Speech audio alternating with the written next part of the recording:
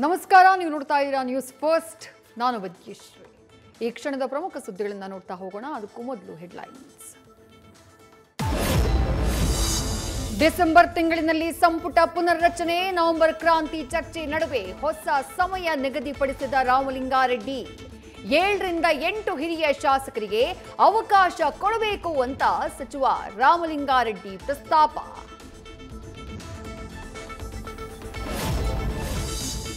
ರಾಣೆಬೆನ್ನೂರಿನಲ್ಲಿ ಕಂದಾಯ ನಿರೀಕ್ಷಕ ಅಶೋಕ್ ಅರಳೇಶ್ವರ ನಿವಾಸದಲ್ಲಿ ಲೋಕಾಯುಕ್ತ ತಲಾಶ್. ಮನೆಯಲ್ಲಿನ ಚಿನ್ನದ ಮಳಿಗೆ ಕಂಡು ಅಧಿಕಾರಿಗಳೇ ಶಾಕ್. ಕೋಟಿ ಒಡೆಯನ ಖಜಾನೆ ಎಣಿಕೆ ಕಾರ್ಯ ಚುರುಕು.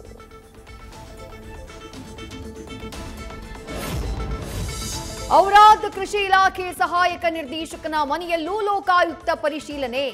ಧೂಳಪ್ಪ ಹೊಸಾಳೆ ಮನೆಯಲ್ಲಿ ಸಿಕ್ಕಿದ್ದು ಕಂತೆ ಕಾಸು.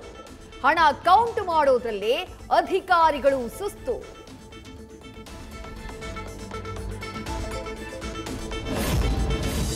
ಕೋಲಾರದಲ್ಲಿ ಸಮೀಕ್ಷೆಗೆ ತೆರಳಿದ್ದ ಶಿಕ್ಷಕಿ ನಾಪತ್ತೆ. ನಿನ್ನೆಯಿಂದಾನೂ ಸಂಪರ್ಕಕ್ಕೆ ಸಿಕ್ತಿಲ್ಲ 50 ವರ್ಷದ ಅಖ್ತರ್ ಬೇಗಂ.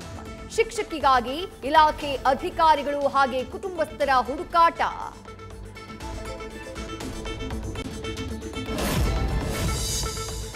ನಿಧಿಗಾಗಿ ಪೂಜೆ ಮಾಡ್ತೀನಿ ಅಂತ ಹಾಕ್ತಿದ್ದ ಹಿಂದೂ ಸ್ವಾಮಿಯಂತೆ ವೇಷ. ಗೋಲ್ಡ್ ಎಗರಿಸಿ ಮುಸ್ಲಿಂ ವ್ಯಕ್ತಿ ಮಾಡ್ತಿದ್ದ ಮೋಸ. ಹುಳಿಮಾವು ಪೊಲೀಸರಿಂದ ಆರೋಪಿ ದಾದಾಪೇರ್ ಬಂಧಿಸಿ 53 ಲಕ್ಷ ಮೌಲ್ಯದ ಚಿನ್ನಾಭರಣ ವಶ.